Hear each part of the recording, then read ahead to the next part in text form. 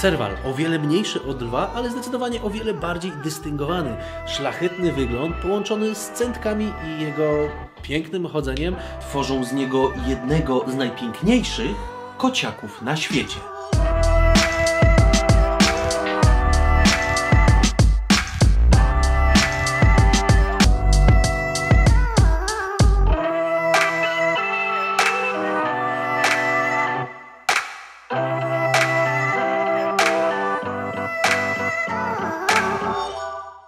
Piękne cętki u tych kotów na pewno przewodzą na myśl królewskie szaty, które niestety stały się u tych kociaków dość dużym przekleństwem, ponieważ wiele osób zaczęło na serwale polować i ze względu na futra oraz starało się te kociaki udomowić jako zwierzę do chodzenia z nim na smyczy.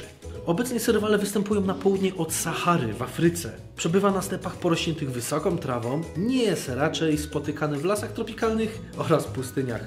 Głównym siedliskiem serwala jest sawanna, ale osobniki melanistyczne, czyli te czarne, preferują tereny bardziej górzyste na wysokości do 3000 metrów nad poziom morza.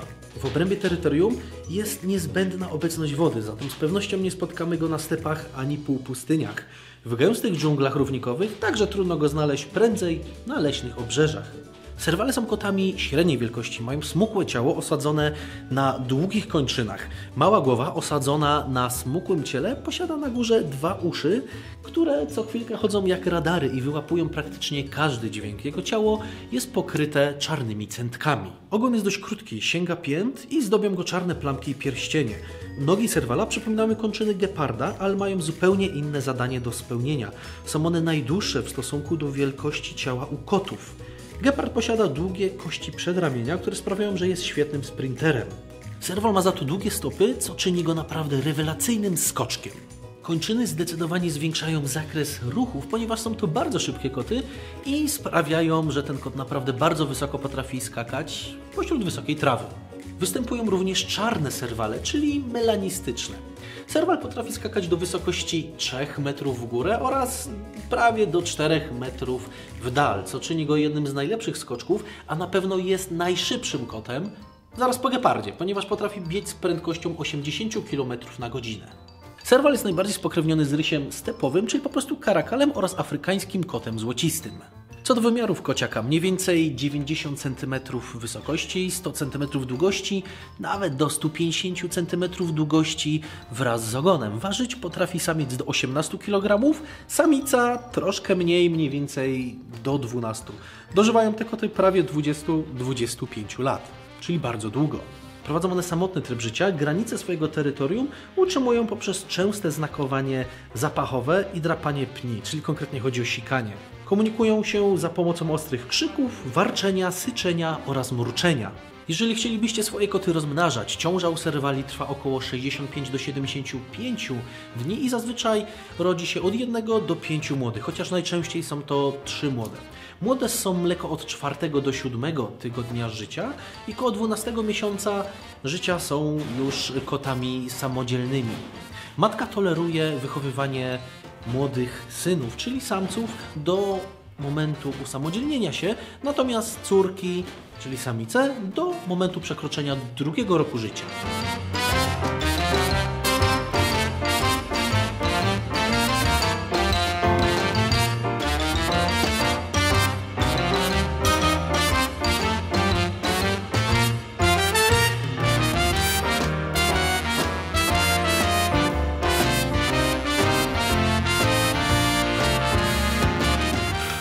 Ciekawostką na uszach serwali jest coś w rodzaju naszych linii papilarnych, czyli takie znakowanie, że nigdy nie znajdziemy drugiego serwala, który ma dokładnie takie same cętki na uszach. Potem można je rozpoznać.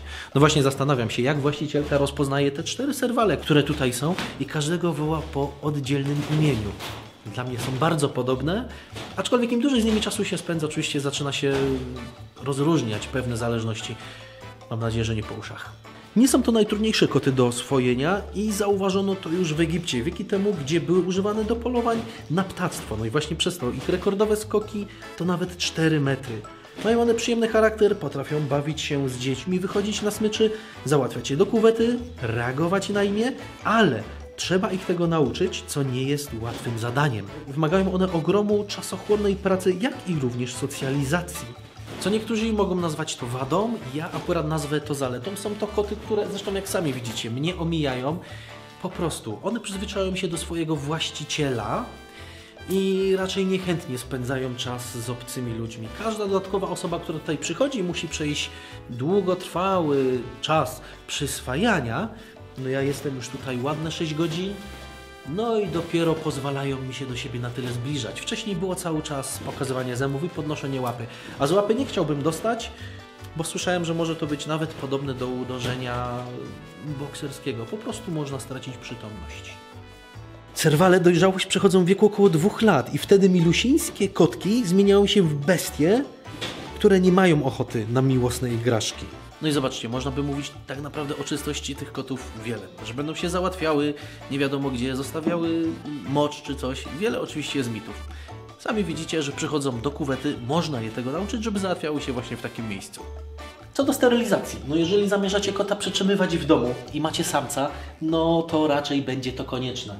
Bardzo często lubią zaznaczać teren i niestety opryskiwanie moczem naprawdę śmierdzi. Jeżeli kota będziecie trzymali w wolierze, no nie będzie to aż na tyle potrzebne. A z zachowania, jak sami to doskonale widzicie, raczej bardziej przypominają psy niż koty.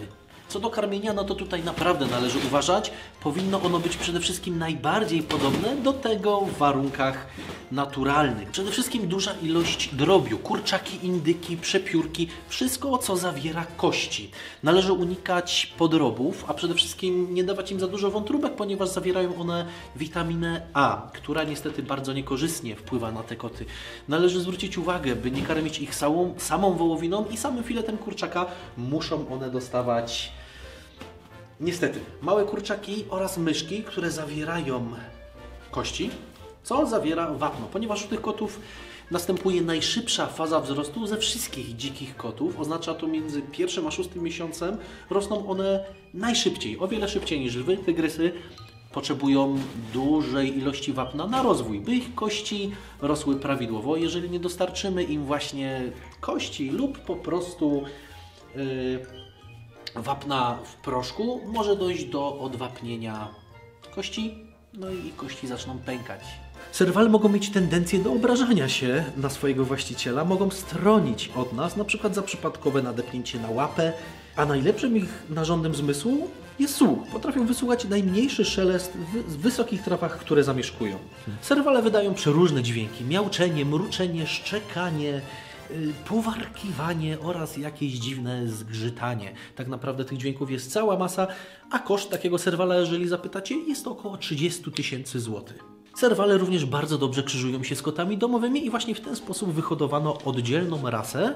Krzyżówka serwala oraz kota domowego F1 nazywa się Savanach. I tym samym koty Savanach stały się jednymi z najdroższych kotów możliwych do przytrzymywania w domu, ponieważ sięgają nawet 20 000 euro.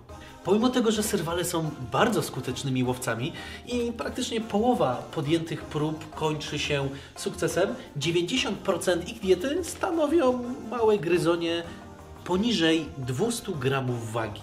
Pomimo tego, że nigdy nie udokumentowano na wolności, by urodziły się białe serwale, w niewoli urodziły się kiedyś 4 sztuki i było to w Kanadzie w latach 90. Występują również czarne sztuki melanistyczne, natomiast o białych jak do tej pory nie słyszano.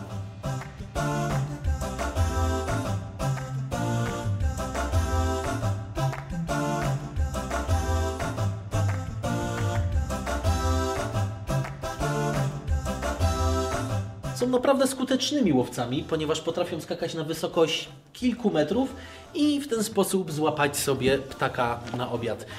Skuteczność, tak jak wspominałem, 50%, czyli połowa udanych łowów. W przypadku lamparta jest to 38%, a lwa 19%. Także sami sobie porównajcie. Według mnie serwale są to najpiękniejsze koty i szczerze mówiąc sam chciałem kiedyś takiego posiadać, natomiast ze względu na to, że dużo wyjeżdżam, jak wiecie, dużo po świecie podróżuję, zrezygnowałem z posiadania takiego kota, ponieważ nie miałbym dla niego czasu. Są piękne, dystyngowane, szlacheckie i czarują swoim wyglądem. Można by się w nie wpatrywać godzinami. Mam nadzieję, że zaraz mnie nie szczeli z łapy. W takim razie kończę odcinek. Jeżeli Wam się podobał, koniecznie zostawcie subskrypcję. Będzie więcej odcinków o dzikich kotach. Połóż się, słodziaku. Tak, jesteś przepiękny. Trzymajcie się, do usłyszenia. Cześć.